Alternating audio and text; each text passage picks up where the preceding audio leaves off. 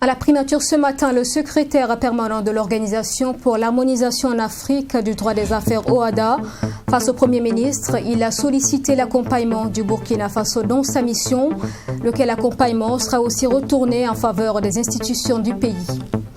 Un bien qui n'est pas tout à fait bénéfique, la réhabilitation du boulevard des Tansoba en pleine finition serait la cause des inondations à la zone 1 de Ouagadougou. C'est selon les habitants du quartier. Ils sont mécontents, expliquent que les travaux ont occasionné la suppression des canaux d'évacuation des eaux de pluie. Et puis question de santé publique enfin dans ce journal. Quels sont les symptômes et manifestations du choléra? Réponse dans un instant. Pour prévenir la maladie, tout se résume en effet en une certaine hygiène de vie à observer. Le sujet se pose après la détection d'un cas à Tanwalbougou. Bonsoir à tous et bienvenue dans ce journal. Une nouvelle attaque au Burkina, à Gorgadji, ce 18 août. Un convoi mixte composé de civils, d'éléments des forces de défense et de sécurité, ainsi que de volontaires pour la défense de la patrie a été la cible. Le convoi, qui allait en direction de Arbinda pour une mission de sécurisation, a perdu 47 de ses membres, 30 civils, 4 FDS et 3 VDP. Un bilan provisoire selon l'agence d'information du Burkina qui a publié cette information. Dans la suite de ce journal, audience à la primature ce matin, le Premier ministre a reçu le secrétaire permanent de l'Organisation pour l'harmonisation en Afrique du droit des affaires OHADA. Le professeur Sibidi Emmanuel Darankoum est venu solliciter le soutien et l'accompagnement du chef du gouvernement aux différentes activités de l'organisation et donc lui témoigne également par la même occasion l'engagement de son institution à accompagner le Burkina dans la lutte contre l'insécurité. Sanata Siré. Cette rencontre entre le Premier ministre Christophe-Marie Dabiré et le secrétaire permanent de l'Organisation pour l'harmonisation en Afrique du droit des affaires OHADA se veut une rencontre de prise de contact.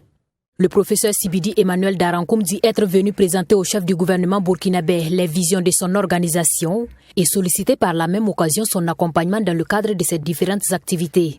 Aujourd'hui, la rencontre avec le Premier ministre, c'était pour une rencontre, je dirais, de prise de contact et annoncer un peu, d'abord en termes de remerciement, la présence du Burkina Faso auprès de l'organisation que je dirige. Une présence très dynamique et très remarquée. Et à l'occasion aussi demander à son Excellence, Monsieur le Premier ministre, tout son soutien et son accompagnement pour les mois à venir et les années à venir dans le cadre des activités de l'organisation que je dirige, qui est l'OHADA. Il était aussi question d'un accord que l'OHADA a conclu et signé avec les hautes études commerciales de Montréal au Canada, qui est une institution qui possède un programme spécifique pour la formation des cadres et dirigeants des ministères et des dirigeants d'entreprises.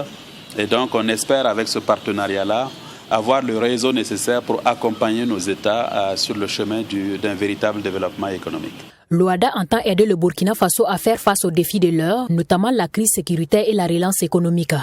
Au cours de cette rencontre, le secrétaire permanent a remis au Premier ministre un échantillon de documents produits par son institution. Il s'agit notamment du plan stratégique de l'OHADA, du traité et acte uniforme appelé Code Bleu, ainsi que des instruments entrant dans le cadre de la bonne gouvernance et d'un management efficient des institutions de l'OHADA. Le contenu des documents concerne en quelque sorte un petit échantillon de ce que l'OHADA a produit comme instrument. C'était vraiment symbolique parce que la documentation de l'OHADA est très vaste. Tout ça pour dire à son Excellence que l'OHADA est là comme instrument à sa disposition, prêt à accompagner le Burkina Faso dans tous les défis que le pays aura à relever dans le cadre aussi bien de la crise sécuritaire et de la relance économique, les deux étant consubstantiels. Et donc l'OHADA se tient prêt, sous mon leadership, à être présent aux côtés de son Excellence. Il est également question de remettre les axes stratégiques qui sont les différents chemins, les différents projets que l'OHADA entend entreprendre pour les quelques années à venir, à l'intérieur desquels il y a quand même des projets innovateurs, comme par exemple la possibilité pour l'OHADA d'accompagner les milieux d'affaires publics et économiques et agir dans le sens de la promotion des investissements. Donc voilà, entre autres, les documents qui ont été remis. L'Organisation pour l'harmonisation en Afrique du droit des affaires, l'OHADA, est une organisation intergouvernementale d'intégration juridique qui vise à faciliter les échanges et investissements pour une meilleure garantie de la sécurité juridique et judiciaire des activités des entreprises de ses États membres. À ce jour, l'organisation regroupe en son sein 17 pays africains. Et cette question de santé publique, nous nous intéressons aux différentes manifestations du choléra après qu'un cas ait été détecté en fin de semaine dernière au CSPS de Tanwalbougou. Le ministère de la Santé qui a fait l'annonce a indiqué que le patient, un homme malien âgé de 46 ans, transporteur routier, il est arrivé du Niger où une épidémie de choléra sévit depuis plusieurs semaines. Les manifestations donc de la maladie dans ce reportage signé Mamétri Nakamabou. Depuis sa dernière apparition en 2012 avec 143 cas dont 7 décès, le Burkina Faso n'a plus fait face à l'épidémie de choléra jusqu'au 15 août dernier. Un cas de cette pathologie a été détecté au CSPS de Tanwalbougou dans la région de l'Est. Que peut-on retenir de cette maladie?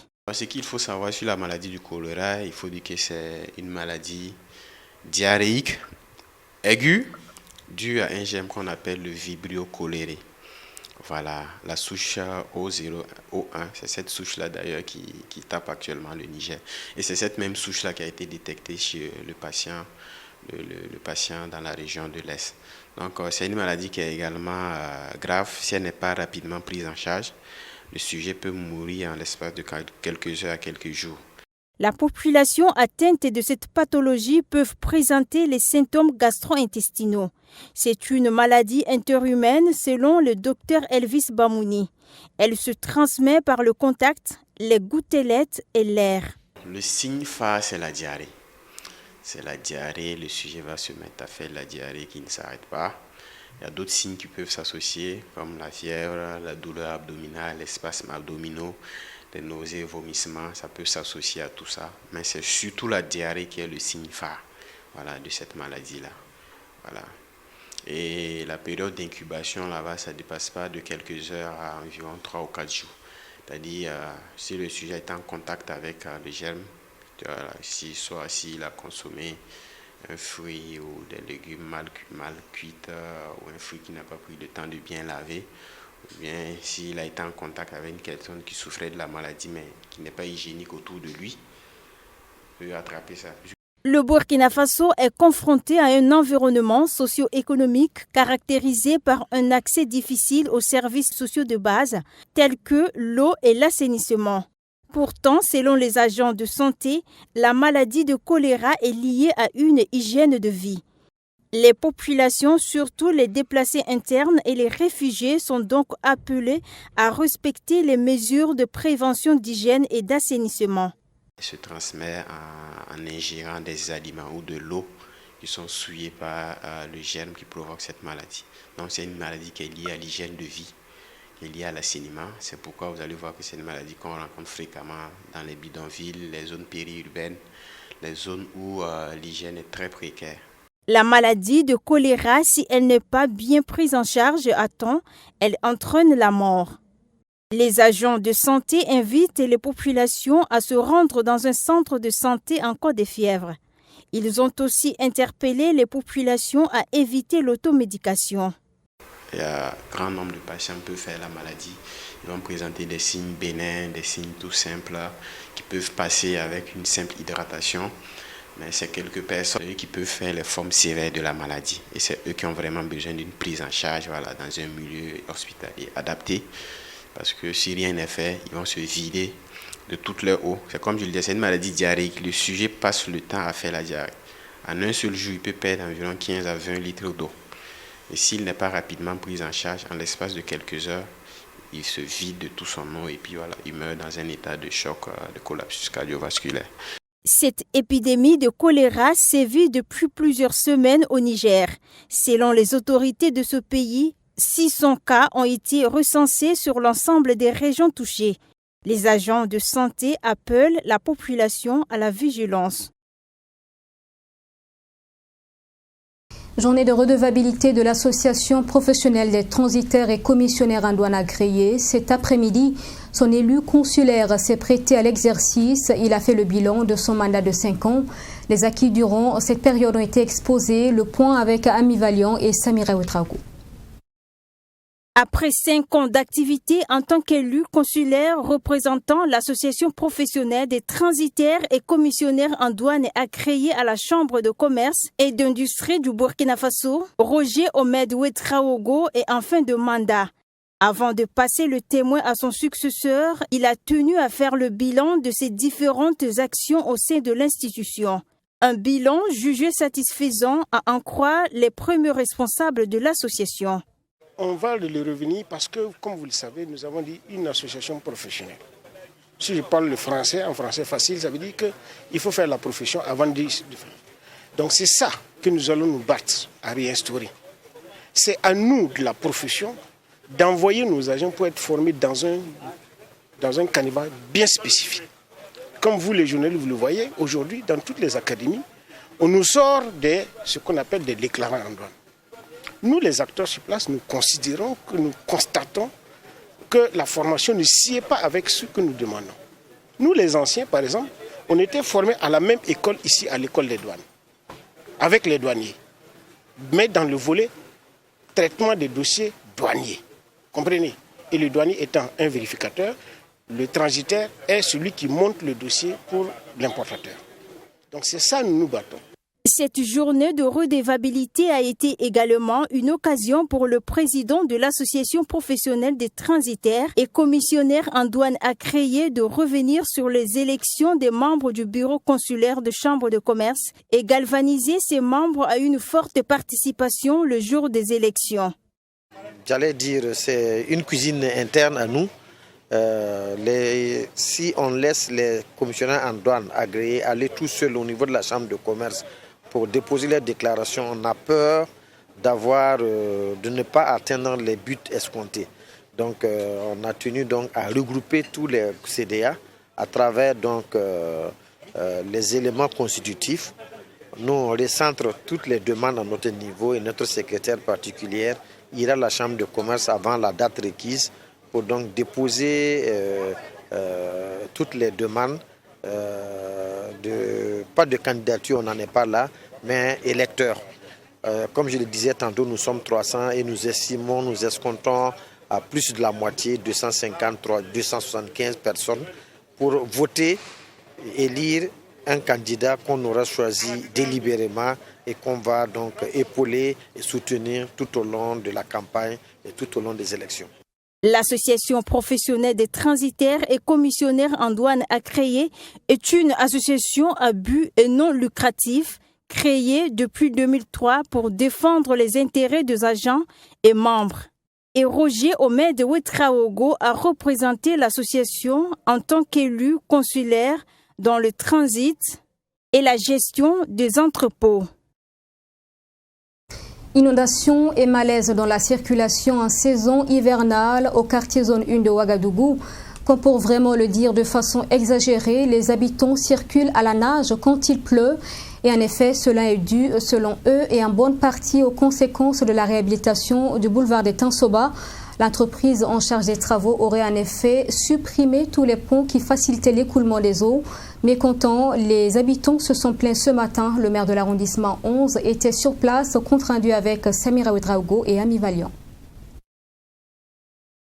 Matinée chaude au quartier zone 1 de l'arrondissement 11 de la ville de Ouagadougou ce 18 août. Les populations riveraines manifestent leur mécontentement suite au projet de réhabilitation du boulevard des Tansoba. Selon les riverains, l'exécution des travaux n'a pas été faite comme il se doit. Il ajoute que l'annulation de plusieurs caniveaux par l'entreprise en charge des travaux serait à l'origine de la situation précaire dont ils font face.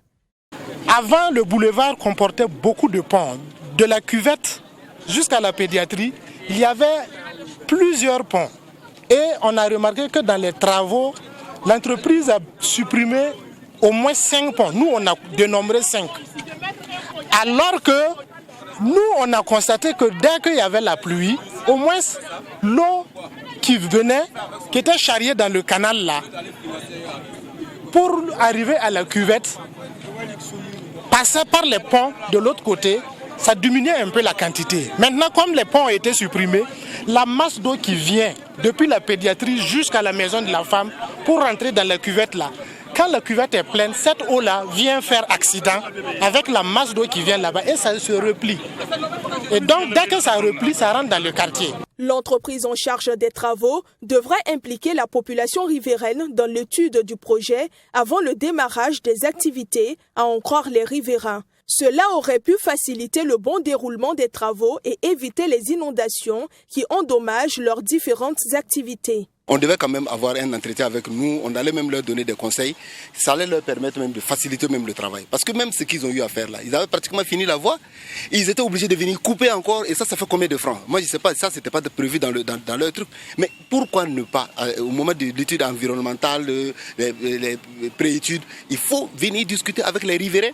Le maire de l'arrondissement 11 de la ville de Ouagadougou a effectué un déplacement sur les lieux pour encourager la population riveraine. Toutefois, il les a rassurés que leurs préoccupations seront transmises aux autorités compétentes afin que des solutions idoines soient trouvées. Nous sommes venus d'abord dans un premier temps compatir à leur peine et leur demander pardon au nom du conseil municipal et au nom du gouvernement, en attendant que qui de droit puisse aussi faire la démarche. Et nous leur avons dit que, fort du constat de ce matin, nous allons nous impliquer pour qu'une solution soit trouvée et que nous resterons toujours à leur côté. Dans les heures qui suivent, nous allons rendre compte à qui de droit et des rencontres avec tous les acteurs qui sont impliqués dans l'exécution de ce projet-là. Ce que nous avons vu ici ce matin est d'autant plus inquiétant que ça ne peut attendre. Il faut vraiment trouver une solution rapide. Rappelons que les travaux de réhabilitation du boulevard des Tansoba avaient été lancés par le président du Faso, Rochma Christian Kaboré, en 2019 pour une durée d'exécution de 2 ans. Période de vacances dans les universités en ce moment au Burkina. Cela occasionne la suspension des activités du CENU, Centre national des œuvres universitaires, situation temporaire qui oblige aussi les étudiants résidant dans les cités universitaires à trouver des activités génératrices de revenus. Sur place, à la cité universitaire de Kosodo, par exemple, certains étudiants se sont transformés en restaurateurs, d'autres en laveurs de moto, des activités qu'ils mènent dans l'espoir de pouvoir, comme on le dit, gérer leur rentrée prochaine. Image avec Abdurrahmini. C'est la période des vacances. Nous sommes à la cité universitaire de Kosodo et une bonne partie des résidents est hors de la cité. Le restaurant universitaire fermé et plus d'affluence dans la cité. Par ailleurs, ces vacances sont une occasion pour les résidents ayant décidé d'y rester de se trouver des sources de revenus en mettant en exergue leur savoir-faire. Parmi ces étudiants, Félicité Sebeogo, une étudiante en droit qui a décidé de mettre en œuvre son talent culinaire au profit de ses camarades en vue de se faire un peu d'argent. Comme je ne suis pas rentrée en vacances en famille, j'ai préféré rester en cité pour vendre quelque chose, pour gagner un peu d'argent. Donc j'ai choisi le Donkounou parce que je m'y connais dedans. Je me dis en rentrant en famille, peut-être en revenant des vacances, qu'est-ce que j'aurai? Peut-être trop, ce sont le transport. Mais si je reste en cité que je vends, je peux gagner quelque chose pour moi-même, pour la rentrée. À l'image de Félicité Sebeogo, Wilfried Kienou, lui, décide de laver des motocyclettes. Grâce à sa motopompe, il dit laver environ 20 motos par jour. On ne peut pas dire que c'est un entrepreneuriat assez avancé, mais c'est quelque chose quand même qui aide, et précisément en cette période de vacances, ça nous aide aussi à avoir un peu plus de sous, comme on le dit, voilà, pour nous prendre en charge. C'est nettement mieux, selon moi, voilà, c'est nettement mieux que d'aller souvent encombrer les parents, voilà, pour rien. La situation géographique de la cité universitaire de Kosodo est également une opportunité d'affaires pour ces étudiants pendant ces périodes de vacances. Ils servent souvent de main-d'œuvre dans les usines situées à proximité dans la zone industrielle. C'est une zone industrielle. C'est là-bas souvent on part pour chercher de quoi faire. Et en tout cas on trouve souvent ce qu'on fait, mais même si c'est insuffisant, on arrive quand même à faire quelque chose. On arrive quand même à être employé Et par jour, même si on gagne, c'est pas beaucoup, mais on arrive quand même à manger. La plupart des résidents de la cité vacances sont essentiellement ceux qui préparent des examens pour la rentrée et ceux venus de la diaspora qui ne peuvent rejoindre les parents en raison de la fermeture des frontières. À des temps perdus, il ne manque pas de constituer de cadres d'échange et de distraction.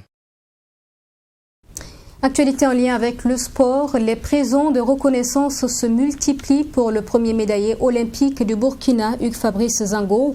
Le triple sauteur va bénéficier d'un abonnement tout canal pendant 4 ans en guise de félicitations pour la médaille de bronze gagnée aux Jeux olympiques de Tokyo 2021. Tous les autres athlètes burkinabés qui étaient en compétition vont aussi avoir un accès gratuit à l'abonnement tout canal durant 1 an. Tout cela a été annoncé ce matin lors d'une visite du triple sauteur Hugues Fabrice Zango donc à Canal+ au Burkina qui a été d'un soutien pour lui lors des Jeux. On en parle avec Fatima Tanikima. Présent à ses côtés pendant qu'il se préparait pour les Jeux olympiques de Tokyo 2020, Hugues Fabrice Zango a tenu à exprimer toute sa gratitude à Canal+ Burkina avant de prendre son vol pour Paris. Aujourd'hui médaillé de bronze dans sa catégorie, il est allé présenter son trophée au premier responsable de l'institution qu'il a soutenu. Concrètement, c'était justement de venir présenter la médaille et de présenter les remerciements justement pour ce soutien venu bien en amont de l'échéance olympique. Alors, peut-être qu'on aura encore des choses à discuter derrière, c'est sûr. Le directeur général de Canal+ Burkina, fier d'accueillir le triple sauteur au sein de l'institution qu'il dirige, a saisi l'opportunité pour lui faire un cadeau. Il s'agit d'un abonnement tout canal pour Hugues Fabrice Zango, mais aussi pour les autres athlètes qui ont pris part au JO Tokyo 2020. Elle sera offerte jusqu'au prochain jeu. Il a de la visibilité, puis on espère que ça sera que ça le motivera pour nous ramener une médaille au prochain jeu, peut-être une médaille d'argent, peut-être une médaille d'or, on ne sait pas. Pour les 6 autres athlètes, ils bénéficieront également d'abonnement de Canal+, d'une durée d'1 an pour les féliciter, puisque une médaille c'est très bien et on est très fiers du Congo, mais même pour ceux qui n'ont pas une médaille, on est extrêmement fiers d'eux et extrêmement impressionnés par leur parcours. Donc bravo à eux tous, qui reviennent avec ou sans médaille, on est très fiers de nos champions. Selon Jonathan Lett, directeur général de Canal+ Burkina, sa collaboration avec Hugues Fabrice Zango ne s'arrêtera pas de sitôt. Même si la nature de cette collaboration reste inconnue, le médaillé de bronze burkinabé pourra compter sur le soutien de Canal+ Burkina dans la réalisation de ses projets, a laissé entendre le premier responsable de la structure. Coupe d'Afrique des Nations 2022, l'histoire se répète comme en 1998. Le Burkina Faso, dans la poule A, va affronter le Cameroun pour le match d'ouverture. Reste à savoir si le vainqueur, à l'époque le Cameroun, sera le même. Le tirage au sort, en effet, de la phase de poule a été diffusé en direct hier depuis la capitale du pays hôte, le Cameroun. Les 24 équipes reparties en 6 groupes savent chacune désormais qui est son adversaire. Le point avec Yassine Sawargo. Burkina Faso. Burkina Faso. Le tirage au sort des phases de poule de la Coupe d'Afrique des Nations a été effectif ce 17 août 2021 dans la capitale politique camerounaise. Ces 6 poules composaient chacune de 4 équipes qui ont été constituées à cet effet. Si des surprises il y a dans certains groupes, il fallait s'y attendre dans d'autres groupes. Dans le groupe A, après 23 années, soit la CAN 98 qui s'est jouée au Burkina Faso, où Étalon et Lions Indomptables se sont rencontrés en match d'ouverture avec la victoire du Cameroun. L'histoire se répète en 2021. Le Burkina Faso et le Cameroun, pays hôtes, vont ouvrir le bal en match d'ouverture au Cameroun. Rappelons que dans ce même groupe est logé l'Éthiopie et le Cap-Vert. Dans le groupe B, on retrouve les Lions de la Teranga du Sénégal, le Zimbabwe, la Guinée et le Malawi. Le groupe C, c'est celui le plus relevé avec le Maroc, le Ghana, les Comores et le Gabon. Dans le groupe D, on retrouve le Nigeria, l'Égypte, le Soudan et la Guinée-Bissau.